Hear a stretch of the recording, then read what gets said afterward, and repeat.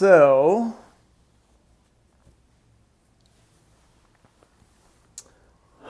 got some friends of mine arguing about how each of us produce music, so I told them tune in here and get on my level. Ha, that's funny. All right, well, cool. Hopefully they join us up.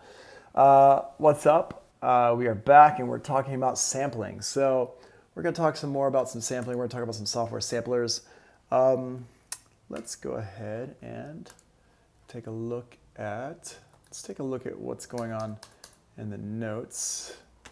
Sampling introductions. Okay, so before we talk about this, actually, let's go ahead and just take a look at some software samplers that are going. The main one, I think, that most people are using these days, and not everybody by any means, but the one that a lot of people are using is Kontakt.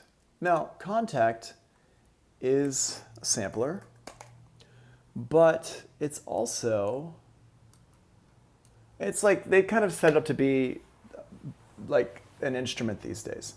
So Kontakt, this is what Kontakt looks like. And on the left-hand side, you've got your libraries of sounds that come with it. And there's just tons and tons of sounds. Now, this is an interesting thing because this is kind of like Kontakt is a sampler and it's also what we would call a rompler or just a playback unit. So back in the 90s, there were different types of devices that used samples. There were keyboard workstations, and then there were, what do they call them? Sound modules, and then there were samplers.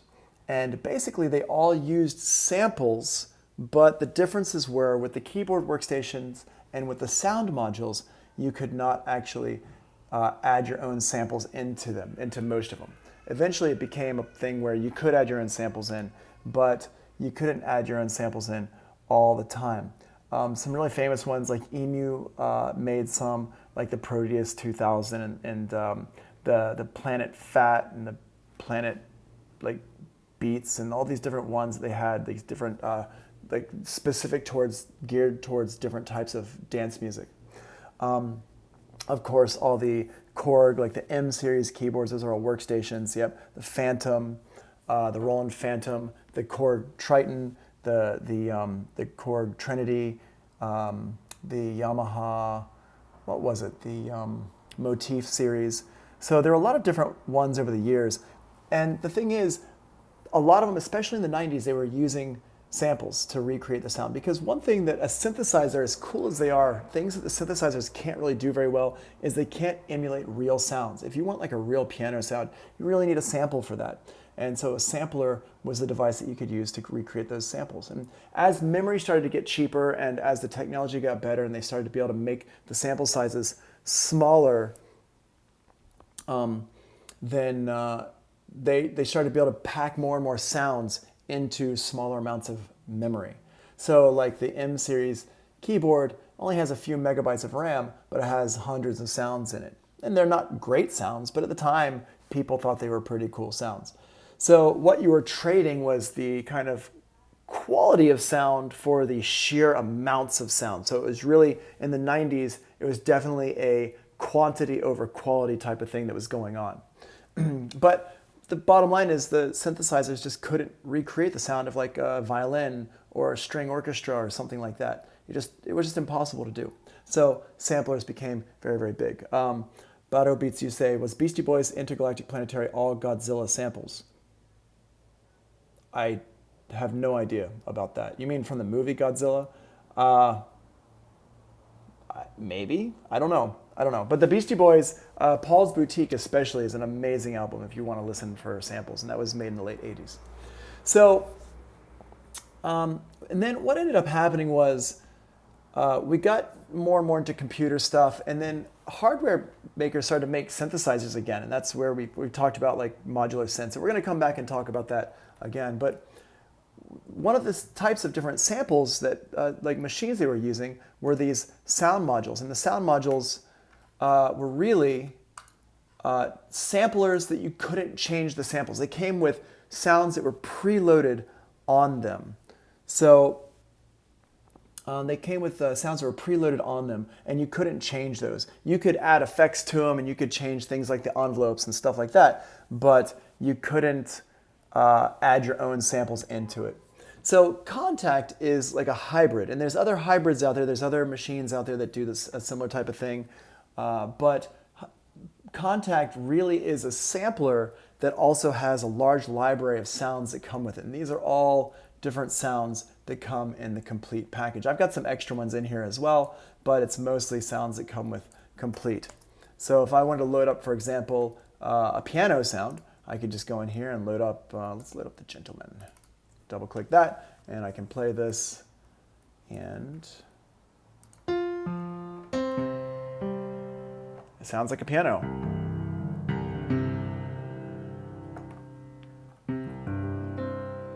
Sounds like a piano.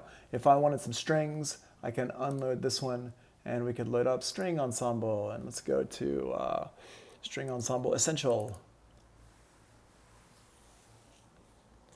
I'll let this load up.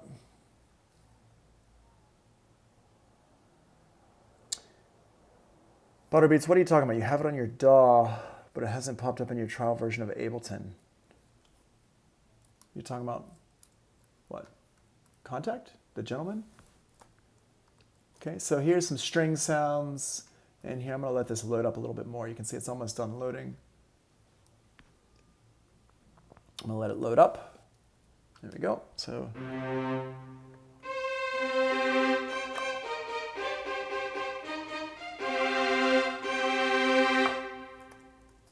we got some sounds in there. We can do some stuff, and we can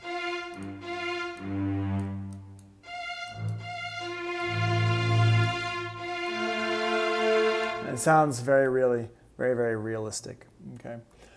If you want to go into, let's see.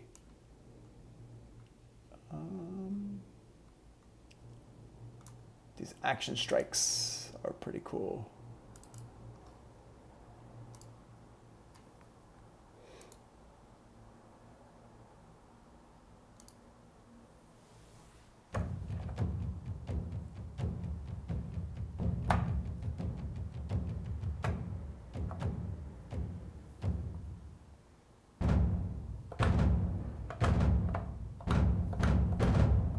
Right, all these different ones here.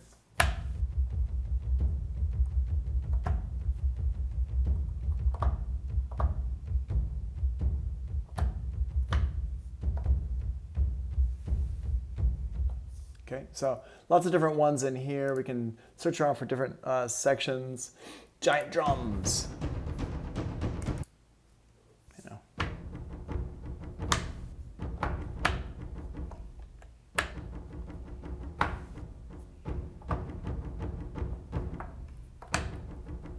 Let me change my tempo here.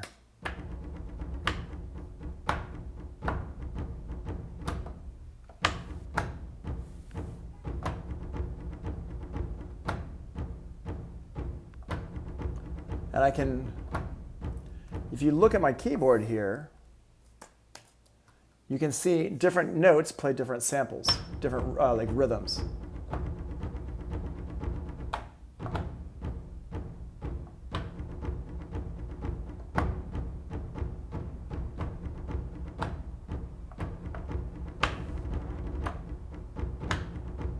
So it's like, it sounds pretty realistic, okay? So. Cool.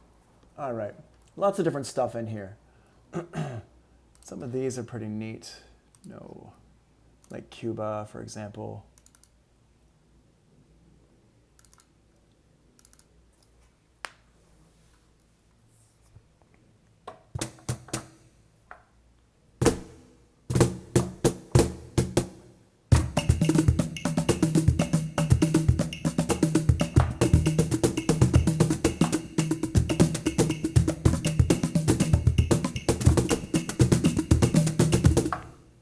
And it sounds like, it sounds like a percussion ensemble that I've got one right here. Alicia's keys. I mean, that was just a piano. It's a good sounding piano. I'll play it for you, but I don't have a good, you can see my keyboard is 25 keys long, so it's not like I can't play much of it here. I'm gonna let it load in here a little bit. It's better if you go to the NI website and check out Alicia's keys there. It's not like a sample of her playing. It's just they sampled her piano. But it sounds...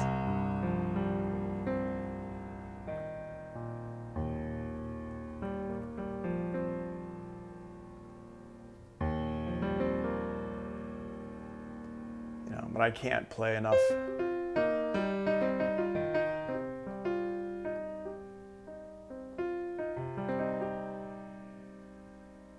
Oh yeah, it's definitely going to be all these. So you're saying it's definitely different from your piano sampler. Yeah, absolutely. So in this complete package, there's Alicia's keys is in here. And then down here at the bottom, I've got all these, the Gentleman, the Giant, the Grandeur, the Maverick. These are all different piano samples, different pianos. So does it have a tuba sample? Yes, it does. It would be in the brass section. Brass solo, brass ensemble. So for example, if you wanted like a solo tuba, go over here, tuba. And you got some tuba sounds. And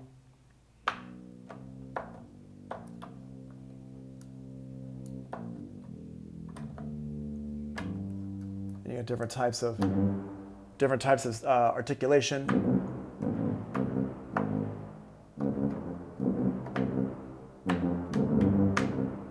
Like that. Oh, Eric is here. Eric, what's up? Are you here? Eric.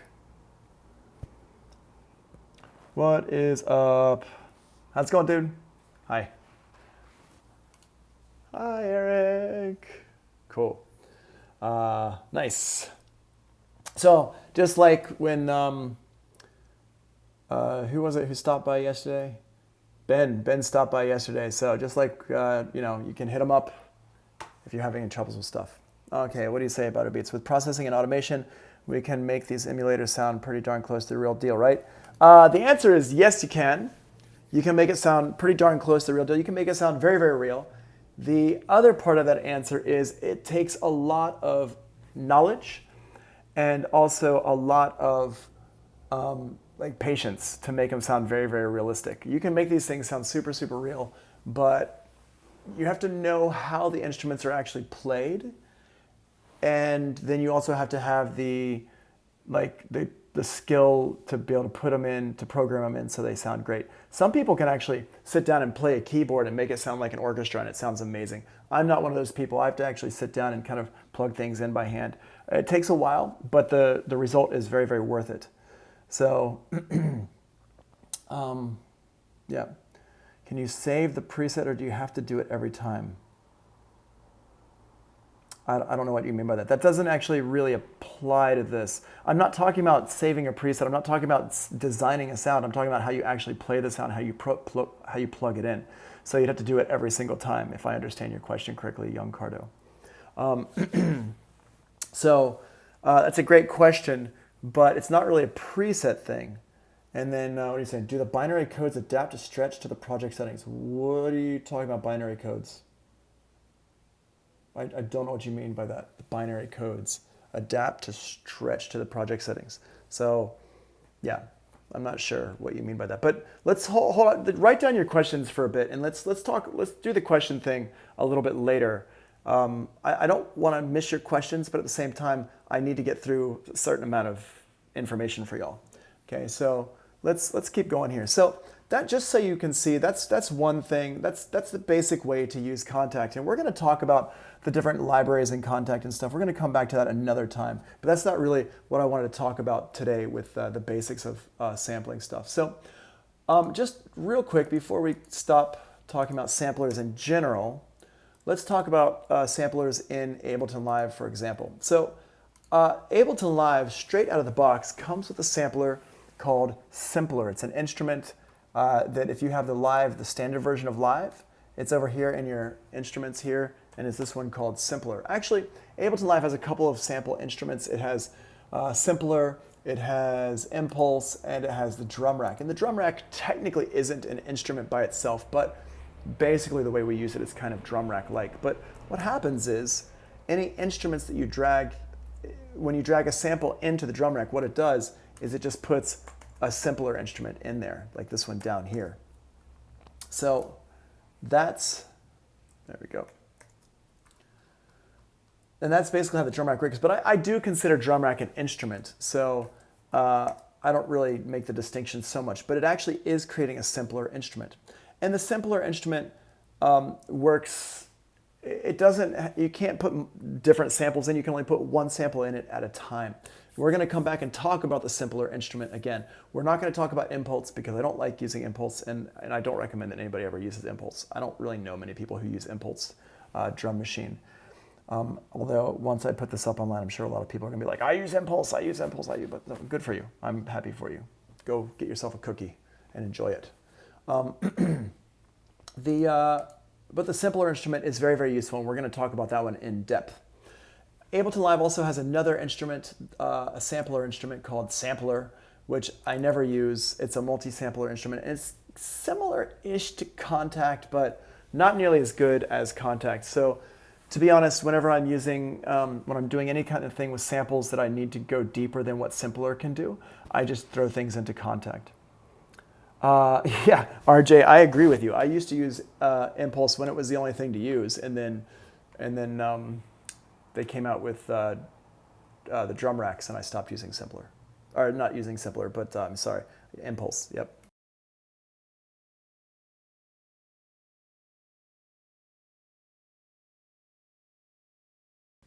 All right, thanks, Kilo. Thanks for letting us know. All right, make sure you announce that every time you go to the bathroom.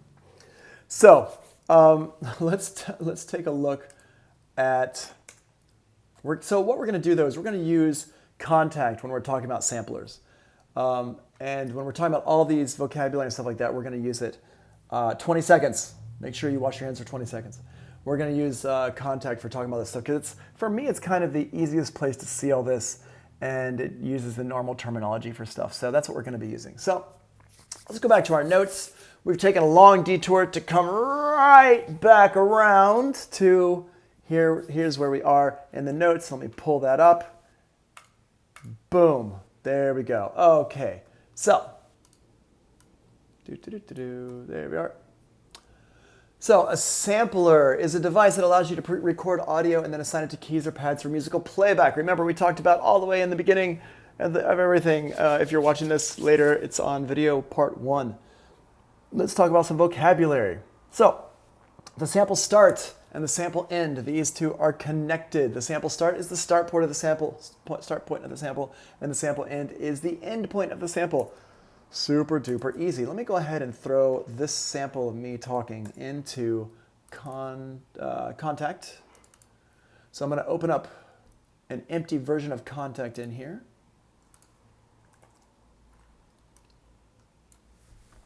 And I'm going to get rid of the stuff on the side, because we don't need to look at all that. We don't need the browser. And what I'm going to do is I'm going to drag this sample right in here. Boop. There it is. And you can see when I dragged it in, it went ahead and made me an instrument here. Now, if I want to edit this instrument, and we're going to come back and talk about all this stuff on a different day when we're talking about Kontakt in depth. But right now, I'm just going to talk about samples, so we're not going to worry about that. So we're going to go down here, and we're going to click on the wrench. The wrench allows us to get in here to editing the samples, and to talk about the stuff that we need to talk about right now. We're going to talk about we're going to use the mapping editor, and we're going to use the wave editor. So the wave editor here. So here is a little flag that has an S, and over here is a little flag that has an E. The S, I think you can probably guess, the S stands for start, and the E stands for end, and that is our start point and our end point of the sample.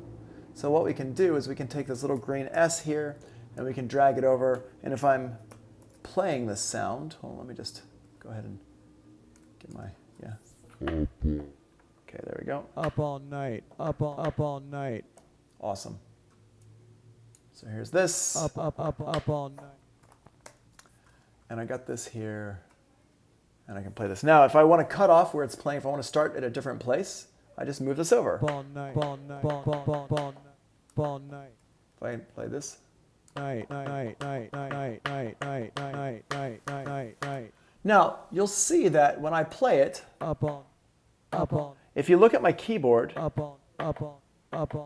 You see how it continues playing even after I stop touching the key. And that's because samplers have the same things that synthesizers have. They have envelopes and LFOs, and basically, if you want to equate them truly to a synthesizer, the oscillator of the sampler would be the sample itself, what's playing back the sample.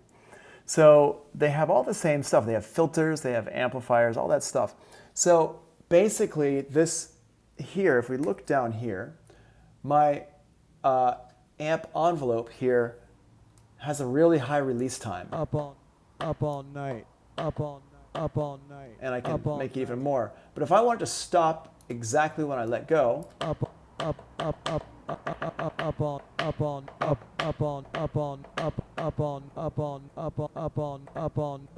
right, we can do that. So I just turn my release time down, which is what we just learned about when we talked about synthesizers. So I'm going to go back up here and we're going to look at this. So I got my start point. If I don't want it to continue all the way to the end, up all night, if I just wanted to go up, up, I can drag over my end point.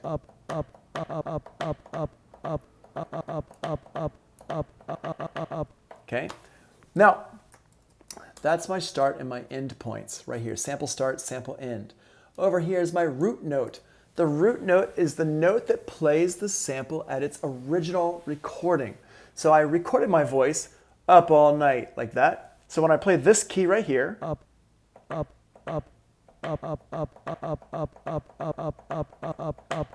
what's up, Josh?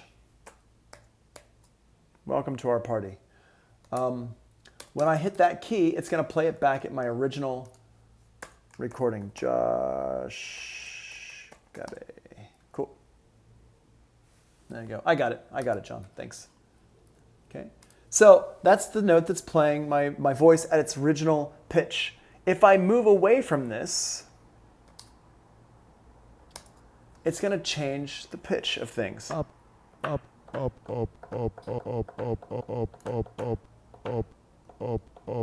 to go ahead and grab this all night part.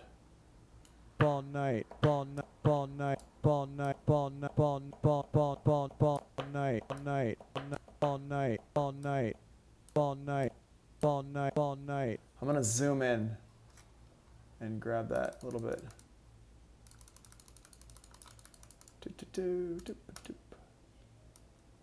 All night, all night. Cool. So there's that. I'm going to grab that. And we're going to adjust the... all night, all night, all night, all night, all night, all night.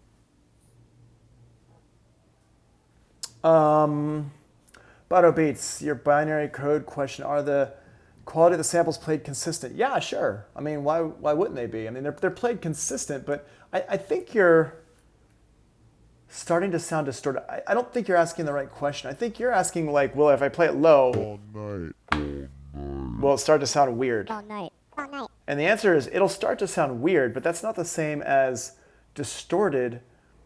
All night.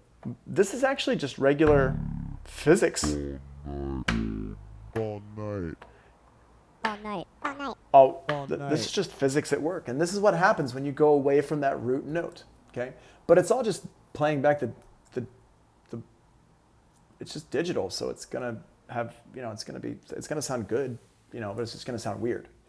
So, all right, now let's go back over to this mapping editor here, and we can see in the mapping editor, there you go. That's a good solution. All right, so here's where we can change our root note. So here, if I take this, if I wanted to move this, if I want to take that and I want to say, okay, I want it to sound my original pitch, but I want it to be my original pitch here on the G, All night, all night, all night. I can change this root key to a G. I just click and drag it up, or I can click and tap here. All night, all night, all night. And there's my original pitch, but now it's on a different key on my keyboard. All night. With Kontakt, another place that you can change it is All night. right here. We can change it down here. Click and drag it around, and it changes where that root key is. All night, all night, all night. Now if I play that C, it's going to sound lower in pitch, all night, all night, right? And if I go down further, all night, right? Now it's hard to hear what I'm saying. It sounds pretty cool, but it's hard to hear what I'm saying. Okay? all night, all night. Now, why would we want to do this? Why would we want to change our root key onto different keys on the keyboard? Who can think about why we might want to change the root key away from that C? Anybody think about why we might want to change that root key away from that C?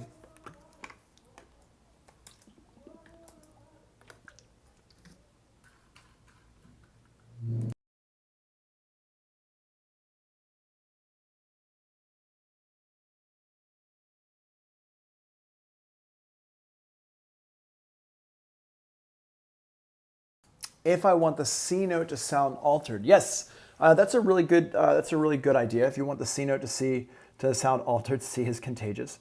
Samples of different keys could be confusing on C.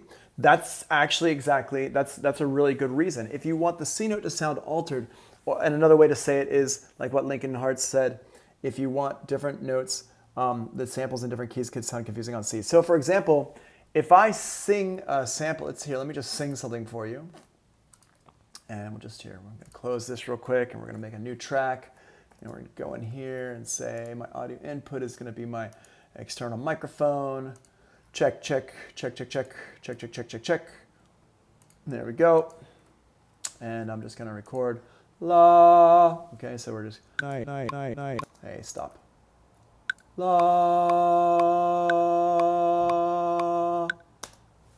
Let's play that back. La. Great. I don't need that either. La. Cool. La. Right, so there we go. So I've got this note right here, and I'm just going to chop the beginning part off because I don't need the click. And I got the end part over here. Let's grab that right there, and I'm going to crop it. I'm going to give it a name, Tony Law. Now, I don't know what note this is, so probably not a C. What I'll do is I'll just make a new Kontakt instrument here. I'm just going to drag it in. Boop. And let's go ahead and put a piano instrument in here real quick. Sounds piano.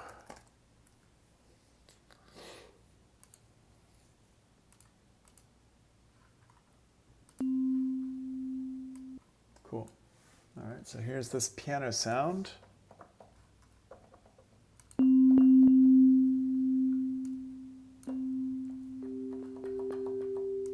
Nope. Nope, nope, nope. Well, I guess, you're fine, but hold on.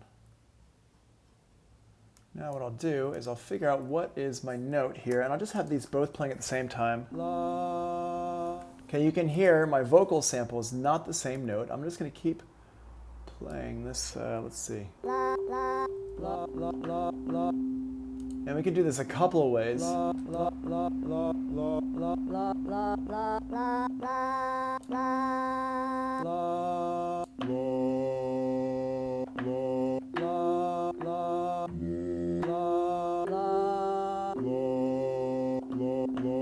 so you can see what I was singing was actually an F. All right, oh, the key of F, nice, great job. Wow, Linking Hearts. But you can just hear that it's an F, or are you actually playing a keyboard?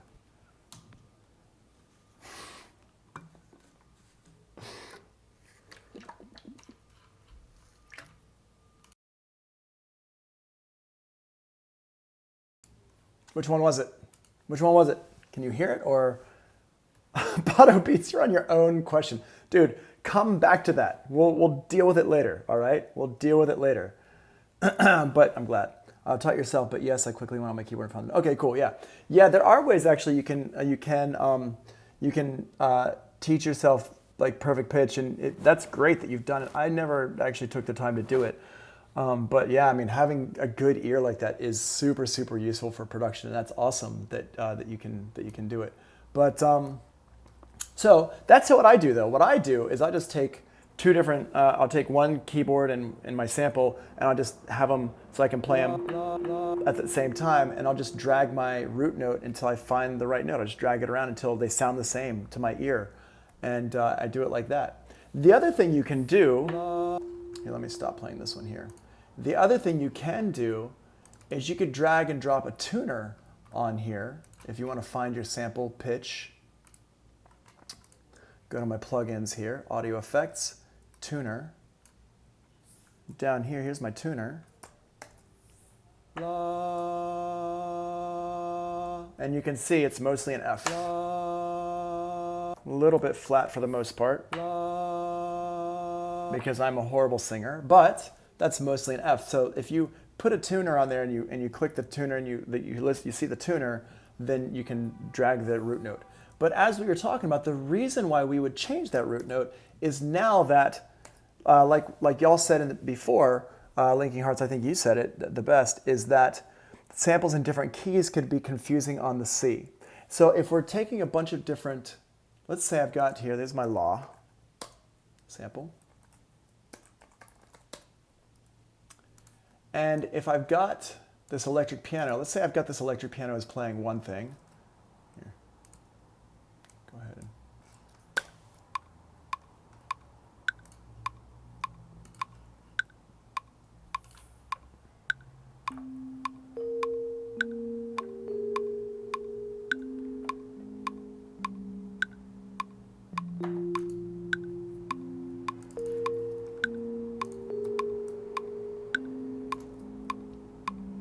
right, so I've got this here. And if I wanted to play the sample, let me just put the sample back on its original root note. So if I play the sample back,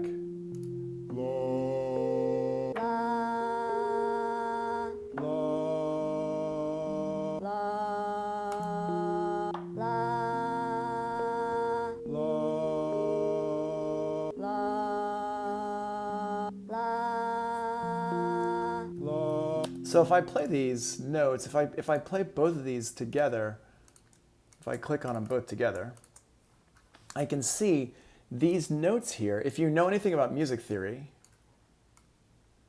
these notes kind of, I mean, they actually kind of make some kind of sense, but I wouldn't see them as being in the same key. I would see them as being in different keys. And that's kind of what we want to get away from. We want to be able to see everything in the same key.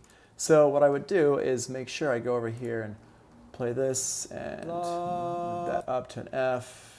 And then now I could actually play the right notes.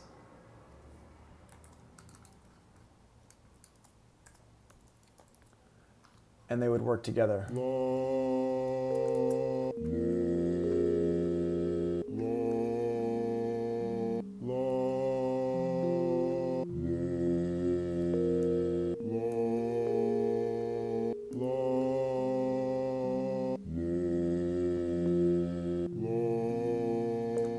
You see how now the notes actually fit on top of each other better.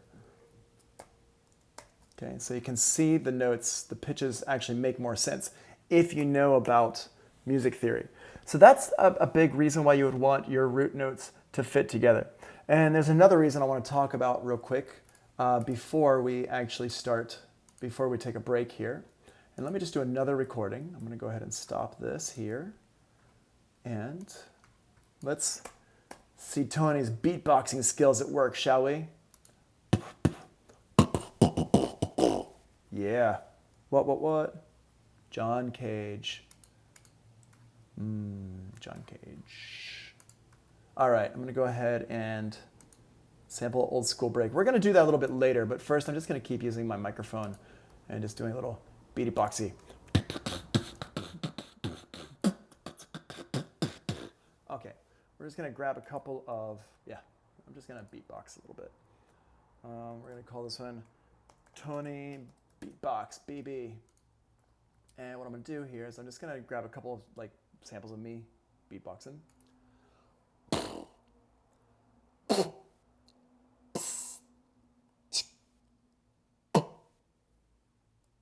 Cool. All right. So we got these samples here. If I play them back.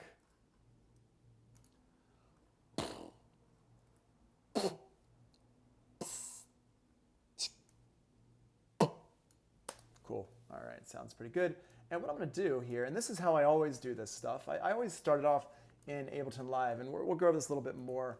I do all my kind of like cropping and stuff in Ableton Live, but we can do this and drag this down, drag that over, drag that down.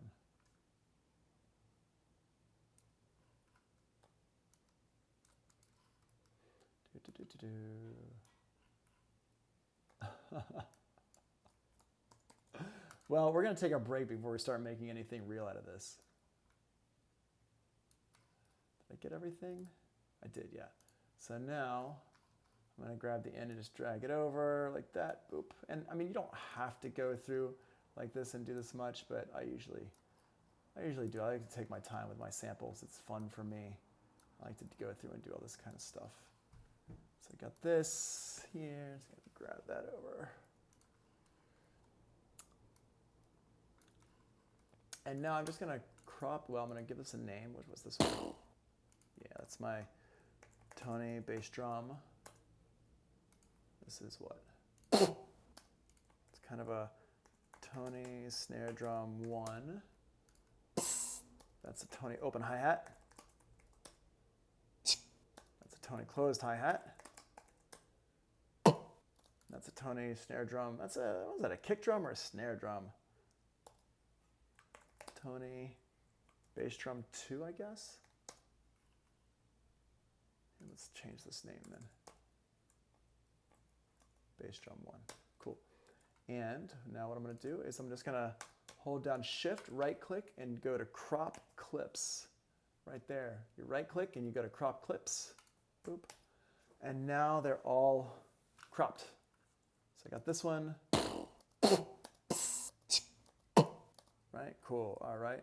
You can barely hear me right now. Oh, you know what? Yeah, thanks. I turned this down. System prefs. Let me turn this back up. Sorry, there we go. Is that better? That's better, right? Cool. All right. Well, that's too loud, isn't it? La la la la la la la la la la la. Hey, hey, hey, hey, hey, hey, hey, hey, hey. There we go. All right, cool. So, what commands did you use before cropping? I didn't use any key commands. I did it by hand. Oh, you mean when I moved the sample here? Oh, I mean I was holding Option down, Chrissy. I was holding Option down to make a copy of the sample. So you just hold down Option and drag it down, and that makes a copy. Oh, you know what? Also here, man. Sorry about that. I keep forgetting. This is like a kind of a new thing. This Keycaster thing. There we go. I put this. Here we go. I can put this down in the bottom corner, where you can see. But yeah, I was using Option to drag it. And I think that's the only key command I was using. I wasn't using any other key commands. But you could use duplicate, Command D, to duplicate it. There we go. All right. So now what I'll do is I'm going to drag these into another Kontakt instrument. And actually, you know what I'm going to do? I'm going to put this here in my orange. Cool. Actually, let's move it into here. Orange is what? 2, yeah, cool. So I got Kontakt here. And I'm going to drag all these samples onto here. I'm going to drag the first one on here first and click the wrench. And now I'm going to go in here to my mapping editor. And if we look here at the next part here, we're going to take a break in just a second. But if we look here at the key zone, what I'm going to do is I'm going to map the key zones. And then we're going to go back and talk about the next reason why root notes are so awesome. So the key zones allows you to assign the sample to specific keys on my keyboard. So what I'm going to do is I'm going to make myself a little drum kit with all these little beatbox samples that I just made. So I'm going to use key zones to do this with the root note, and I'm going to use the low key and the high key. Okay, so the low key is the start of the key zone, and the high key is the end of the key zone. So what I'm going to do is I'm going to go ahead and change this so we can see this here. And this kick drum that I've got, I'm going to grab this. I'm going to move that low one there. Boom. I'm going to go ahead and, what are you going to call this one? Tony beatbox kit. I'm going to put it over here by these here. Boop. And you can see I just dragged my sample over.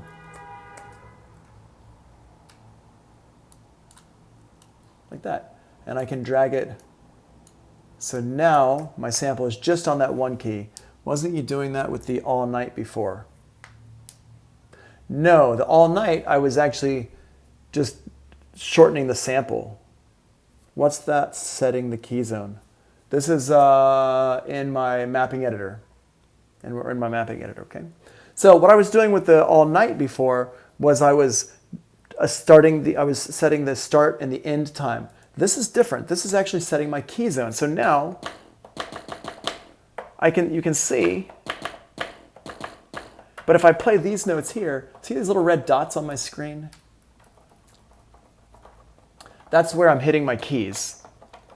And so you see I'm hitting my key all around it, but it's not playing anything. But if I hit that one key, now if I want to edit that sample, I can go to my wave editor here, and I can edit the sample.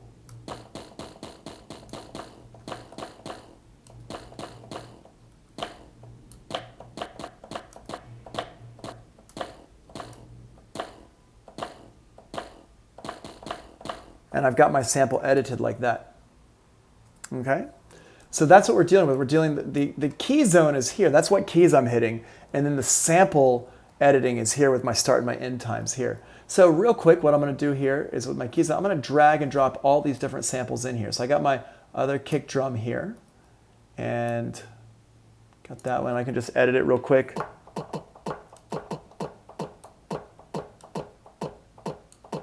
I don't want that.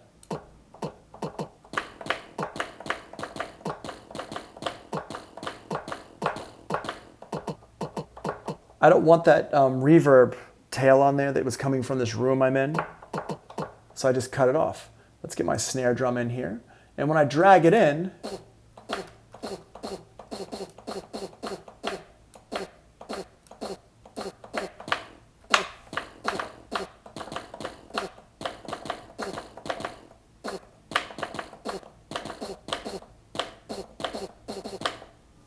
right, we got that there. Let's get my hi-hat going on.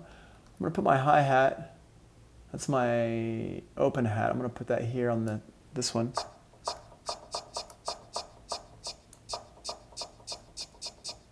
And again, I'm going to get rid of the reverb.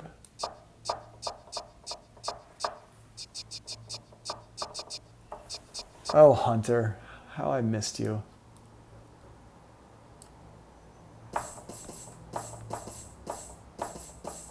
Oh wait, I meant to do this. I meant to put that one there. Oops.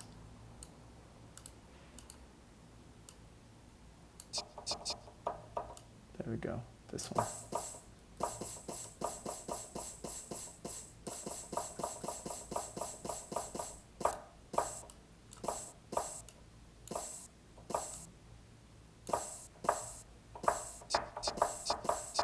There we go.